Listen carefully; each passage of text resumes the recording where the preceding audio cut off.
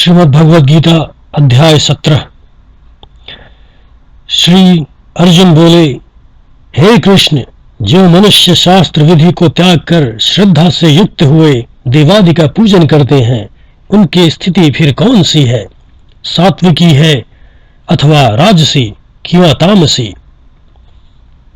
श्री भगवान कृष्ण बोले, मनुष्यों की वह शास्त्रीय संस्कारों से रहित केवल स्वभाव से उत्पन्न श्रद्धा सात्विकी और राजसी तथा तामसी ऐसे तीनों प्रकार की ही होती हैं, उसको तो मुझसे सुन।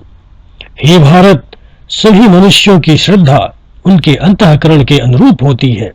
यह पुरुष श्रद्धामय है, इसलिए जो पुरुष जैसी श्रद्धा वाला है वह स्वयं भी वही है। सात्विक पुरुष देवों को पूजते हैं, राजस पुरुष यक्ष और राक्षसों को तथा अन्य जो तामस मनुष्य हैं वे प्रेत और भूतगतों को पूजते हैं।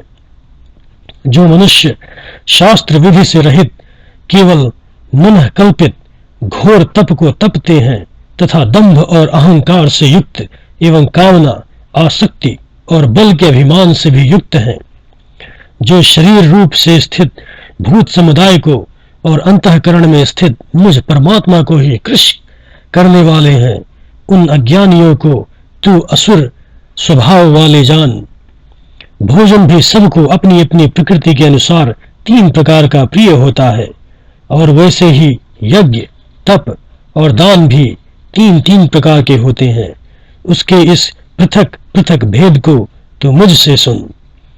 आयु, बुद्धि, बल, आरोग्य, सुख और प्रीति को बढ़ाने वाले, रसयुक्त, चिकने और स्थिर रहने वाले तथा स्वभाव से ही मन को प्रिय ऐसे आहार अर्थात भोजन करने के पदार्थ सात्विक पुरुष को प्रिय होते हैं।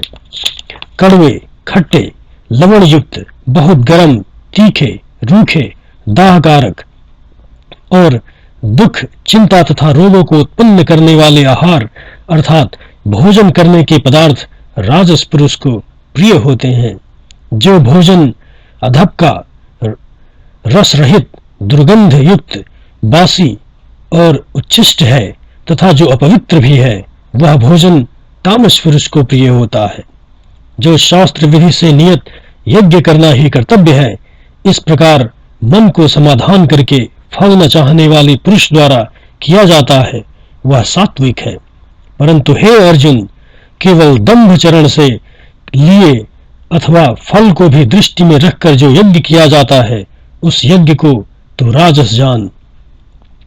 शास्त्र विधि से हीन, अन्नदान से रहित, बिना मंत्रों के, बिना दक्षिणा के और बिना श्रद्धा के किए जाने वाले यज्ञ को तामस यज्ञ कहते हैं। देवता, ब्राह्मण, गुरु और ज्ञानी जनों का पूजन, पवित्रता, सरलता, ब्रह्मचार्य और अहिंसा, यह शरीर संबंधी तप कहा जाता है।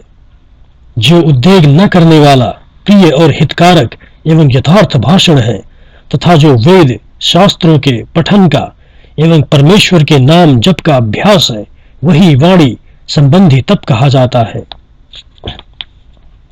मन की प्रसन्नता, शांत भाव, भगवान चिंतन करने का स्वभाव, मन का निग्रह और अंतःकरण के भावों की भली भांति पवित्रता, इस प्रकार यह मन संबंधी तप कहा जाता है।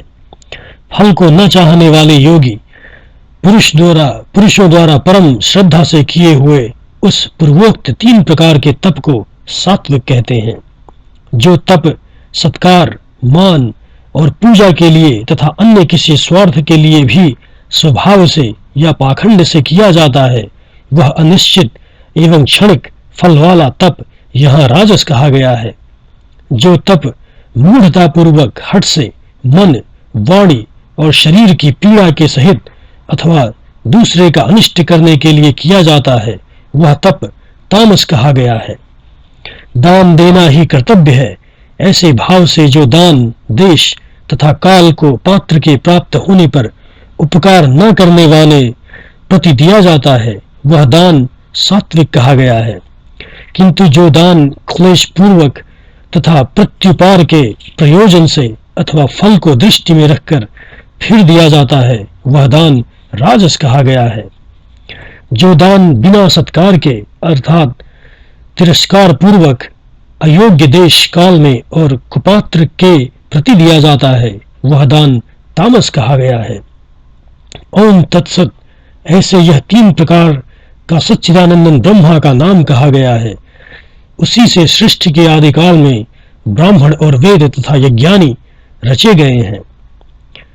इसलिए वेद मंत्रों का उच्चारण करने वाले श्रेष्ठ पुरुषों की शास्त्र विधि से नियत यज्ञ, दान और तप रूप क्रियाएं सदा ओम इस परमात्मा के नाम को उच्चारण करके ही आरंभ होती हैं।